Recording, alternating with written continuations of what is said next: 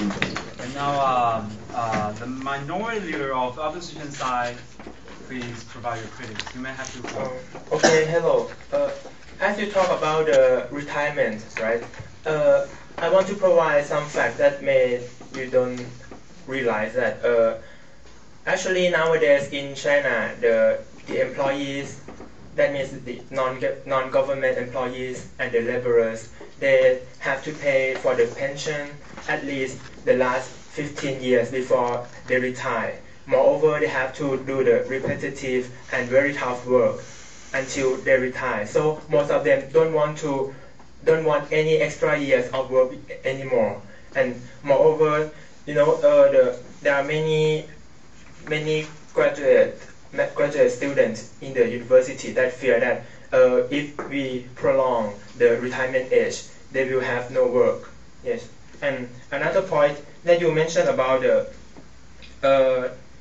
yes, in some case, if the parents, both of the parents are the one child, so that they can have the second child, right? But you have to consider that so that they have to take care of their grandparents and also their first child and second child. So the second child is also the additional burden of them. Yes. And my third point is that as you talk about later, longer, fewer policy, I will show you the fact that I have researched that actually in 1970 to 1979, when China has a later, longer, fewer policy, the fertility rate drops from the 5.9 to 2.9, so it drops about 3 points, right? But since 1999 until now, that China has a one-child policy, the fertility rate is about 1.7. That means you see, 16 years it drops only 1.2 points, but about only 10 years it dropped 3 points. So my point is that you see that the later, longer, fewer actually it works more than the one-child policy.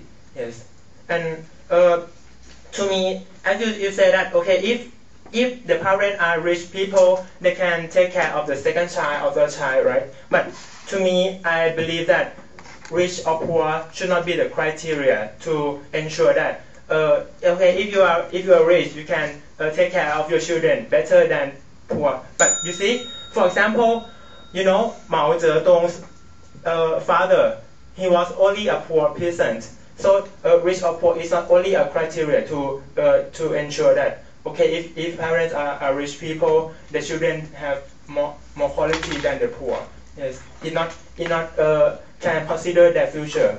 Yes. Okay, thank you very much, Mr.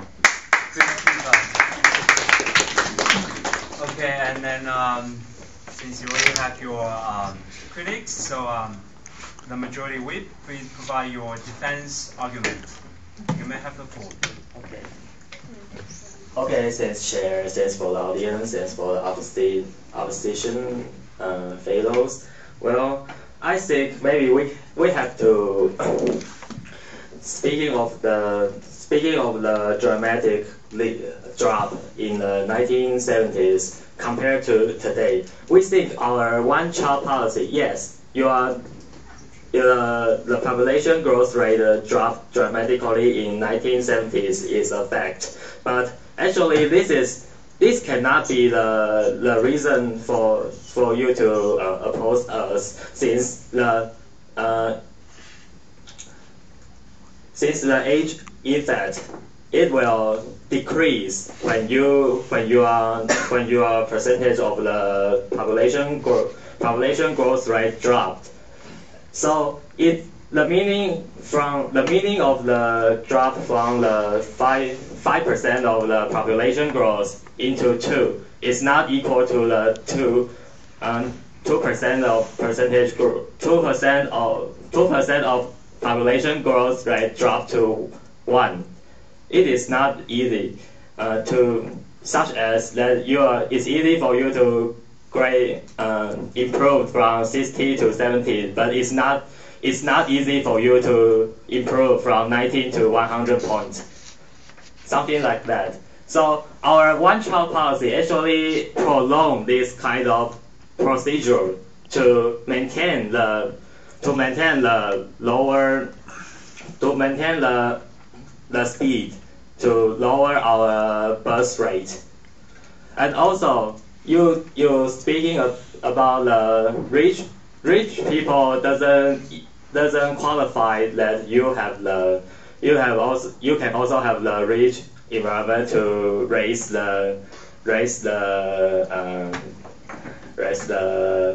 children, since the mother know his father was a poor peasant or something.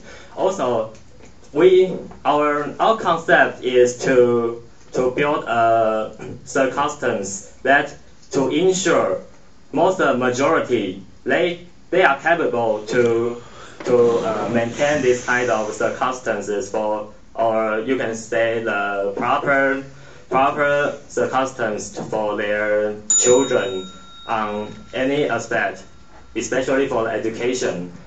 I think the richer people will be more capable for the poor. Yeah. Thank you. Okay, thank you very much. And then, yeah, Minority Whip. Okay, you may have the floor. Okay, thanks a lot. You've been basically mentioning some criticism regarding our points, like changing from manufacturing to technology. Society means that you have less jobs. That's true. That's definitely true. But how to change from a manufacturing society to high technology society? It's not easy. It will take more time, and it takes longer than the problem of the shortage of jobs will arise. So you have lots of people searching for employment before you have a high technology. China's economy is mainly based on manufacturing, of having low-cost workers. This is why so many people in China can work on Rust, while so many